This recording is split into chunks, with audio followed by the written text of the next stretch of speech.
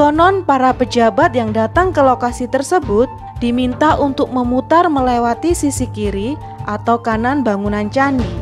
Jika pantangan itu dilanggar, maka kursi jabatan yang diembannya akan bergeser.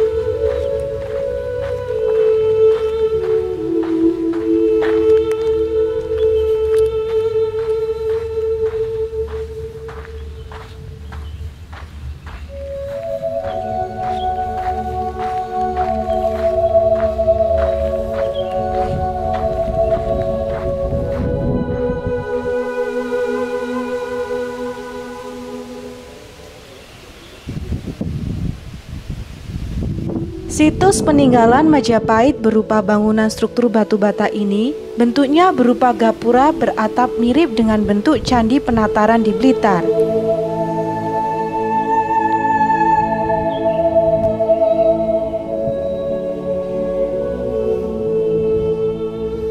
Situs Candi Bajang Ratu berdiri kokoh di Desa Temon, Kecamatan Trowulan.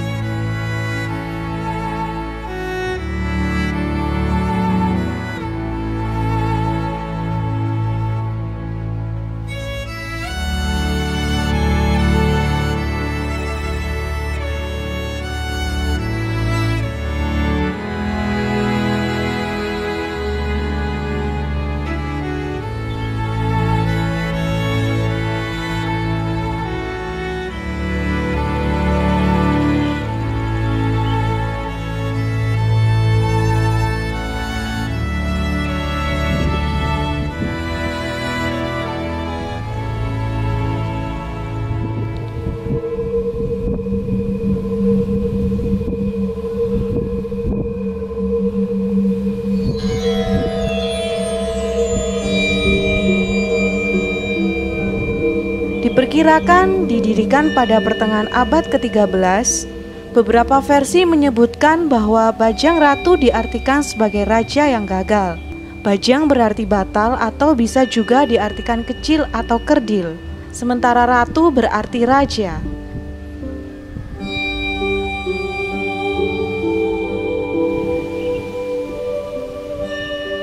Keberadaan Gapura Paduraksa Bajang Ratu diduga sisa dari kompleks Renggapura.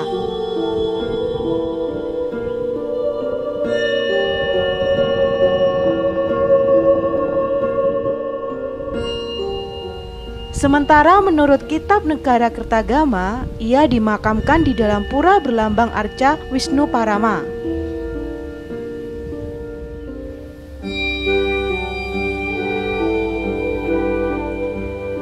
Jayanegara juga dicandikan di Silapeta dan Bubat sebagai Wisnu, serta di Sukalila sebagai Buddha jelmaan Amoghasiddhi.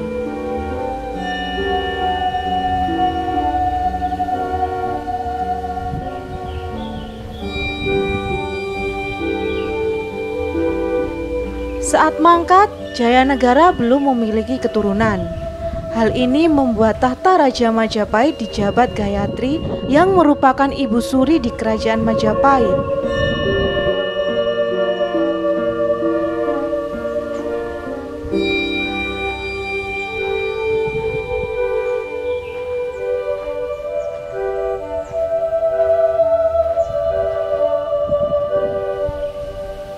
Tetapi karena Gayatri telah menjadi seorang biksuni, akhirnya Raja Majapahit diisi adik tiri Raja Negara, Dyah Gita Raja yang bergelar Tibuana Wijaya Tunggadewi.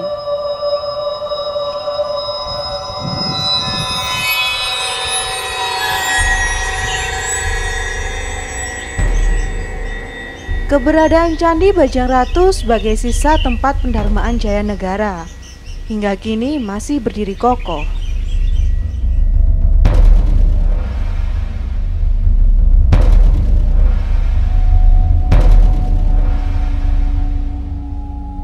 Situs peninggalan Majapahit berupa bangunan struktur batu bata ini bentuknya berupa gapura beratap mirip dengan bentuk candi Penataran di Blitar.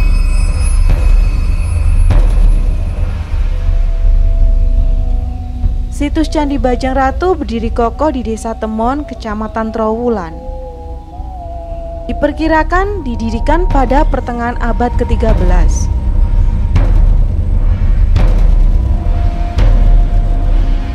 Menurut cerita yang berkembang di masyarakat, ada pantangan yang tak boleh dilanggar saat mengunjungi Candi Bajang Ratu.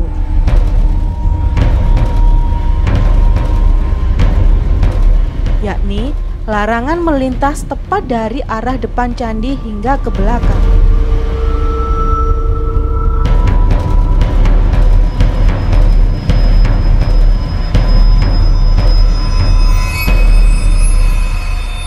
Konon para pejabat yang datang ke lokasi tersebut diminta untuk memutar melewati sisi kiri atau kanan bangunan candi. Jika pantangan itu dilanggar, maka kursi jabatan yang diembannya akan bergeser. Bahkan hingga pejabat tersebut tak lama akan kehilangan jabatannya tersebut.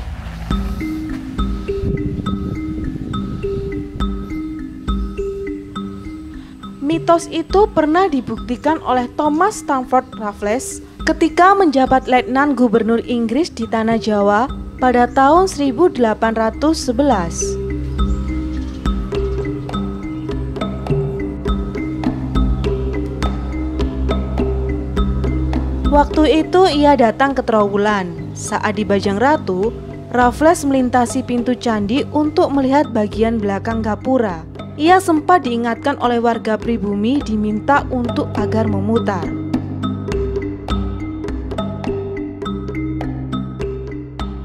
Ketika itu, pribumi tersebut menceritakan kepada Raffles tentang mitos Candi Bajang Ratu yang melekat masyarakat setempat, termasuk bercerita soal Raja Gagal Majapahit Jayanegara yang tewas ditikam tabib istana Ratanca.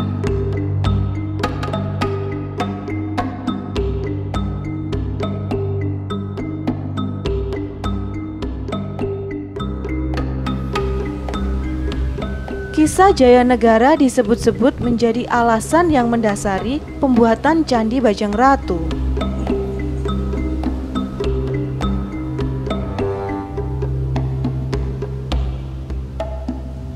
Pada era yang canggih dan modern ini, tidak semestinya generasi milenial lupa akan pentingnya memahami dan mempelajari proses sejarah. Maka dari itu, generasi milenial sangat penting untuk memahami sejarah, khususnya sejarah bangsanya dari masa ke masa. Nah, bagaimana kalau menurut Anda tentang kebesaran Candi Bajang Ratu ini? Berikan pendapat Anda di kolom komentar.